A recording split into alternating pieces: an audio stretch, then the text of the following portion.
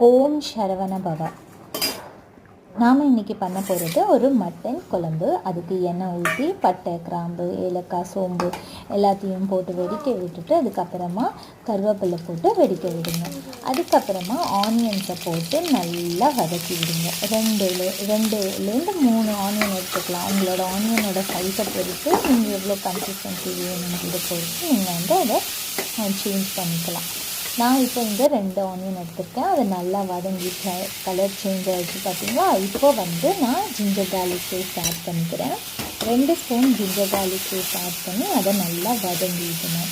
நல்லா அந்த வதங்கி அந்த பச்சை வாசம், அந்த ஜிஞ்சர் கார்லிக் பேஸ்ட்டோட பச்சை வாசம்லாம் போன பிறகு 3 தக்காளி எடுத்து மிக்சியில் போட்டு நல்லா அரைச்சி பேஸ்ட் ஆக்கி அதை இதோட ஆட் பண்ணிக்கணும்.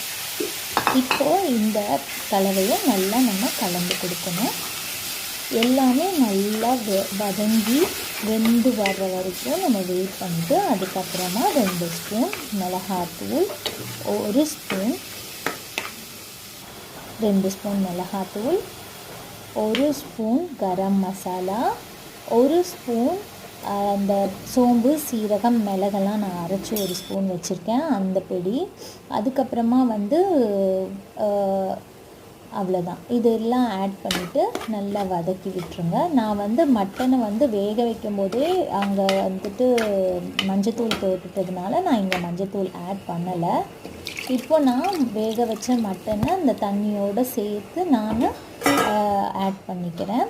இப்போ நல்லா கலந்து விட்டுடுங்க.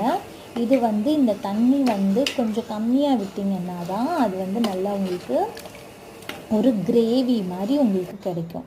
இப்போ கொஞ்சம் உப்பு, தேவையான அளவு உப்பை ஆட் பண்ணிவிட்டு இதை அப்படியே க்ளோஸ் பண்ணி குக் பண்ணிட்டீங்கன்னா ஒரு சுவையான